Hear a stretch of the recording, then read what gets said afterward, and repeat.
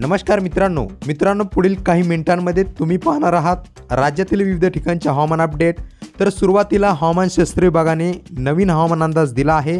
त्यांच्या माहितीनुसार दक्षिण मध्य महाराष्ट्र आणि मराठवाड्यातील जिल्ह्यांमध्ये तुरळक ठिकाणी विजांच्या कडकडाटासह वादळ आणि सोसाट्याचा वारा आणि मध्यम पाऊस पडण्याची शक्यता आहे। सांगली, सोलापूर, चंद्रपूर, लातूर, नांदेड या जिल्ह्यात वादळी वाऱ्यासह जोरदार पावसाची शक्यता पाहायला मिळणार आहे।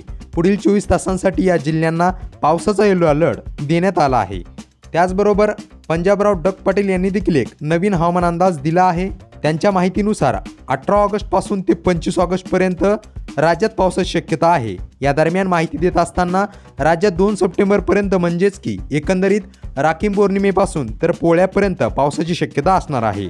सध्या तर 18 ते 24 ऑगस्ट दरम्यान पूर्व विदर्भातील 6 जिल्हे, पश्चिम विदर्भातील 5 जिल्हे आणि मराठवाड्यात आजपासून पावसाला सुरुवात होणार आहे। सातारा, सांगली, सोलापूर, कोल्हापूर, नगर, श्रीगोंदा, आखाडा, आष्टी, लातूर, बीड, परभणी, धाराशिव, नांदेड, यवतमाळ, हिंगोली, वाशिम, वर्धा, अमरावती, बुलढाणा, अकोट, नागपूर, अकोला, भंडारा, अचलपूर, जालना, संभाजीनगर, वैजापूर, फुलंब्री, सिल्लोड, पैठण, श्रीरामपूर आणि संगमनेर या ठिकाणी पावसाची शक्यता असणार आहे। दरम्यान 20 ते 24 ऑगस्ट या कालावधीत लालसगाव, धुळे, मनमाड, चाळीसगाव आणि नंदुरबार या ठिकाणी पावसाचा अंदाज असणार आहे।